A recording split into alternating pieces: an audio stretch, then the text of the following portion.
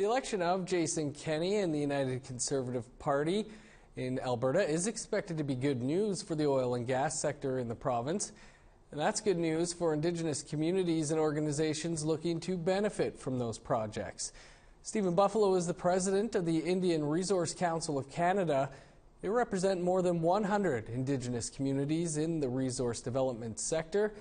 He joins us now from Calgary. Stephen, thanks for joining us. What are your thoughts on the election of Jason Kenney and a United Conservative Party majority? You know, after he mentioned a fund there to help First Nations with economic development and be part of, as an equity owner in some of the major infrastructure projects, I think that's pretty positive.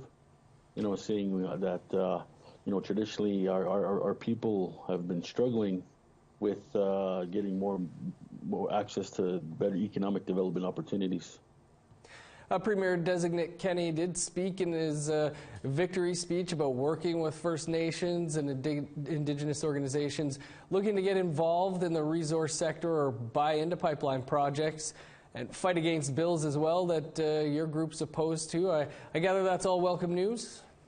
Absolutely. You know, like from the Indian Resource Council, our memberships have done tremendous strides in getting their corporate governance in order to be partners with industry to participate in this resource sector. So, you know, it's given us, complemented us with jobs and entrepreneurship for some of our members.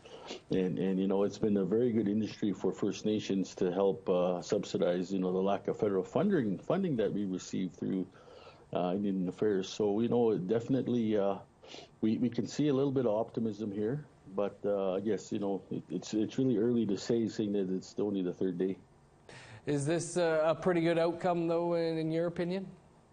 I think so. You know, traditionally, you know, like First Nations really haven't participated in elections, I think. But for the most part, I think, you know, the people have spoken. Actually, you've seen a lot of the candidates from First Nation descent try to participate in the provincial election, but because we now have a say, you know, and we now the federal court has definitely recognized their rights, and you know, and it's about time that, you know, we start be invited to these tables where legislation, regulations are drafted up, where First Nations definitely can participate and play a much bigger role.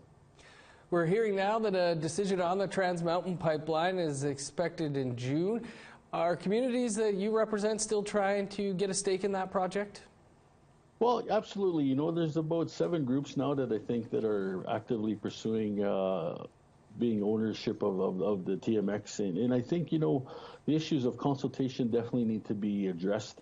Consultation is interpreted 3 different ways: First Nations, industry, and government. And I think, you know, it's imperative that our people are now working together, and I think that, you know, the RSC, I know that we've been talking about hosting another summit, hopefully a national chief summit for different communities to come and listen to the presentations and help make a decision, and so that we can put something towards the federal government that, you know, they can consider going into the election, that, you know, First Nation ownership is imperative. Well, Stephen, we'll have to leave it there, but interesting times. Appreciate you taking some time for us here today. Glad to be here. Thanks for having me.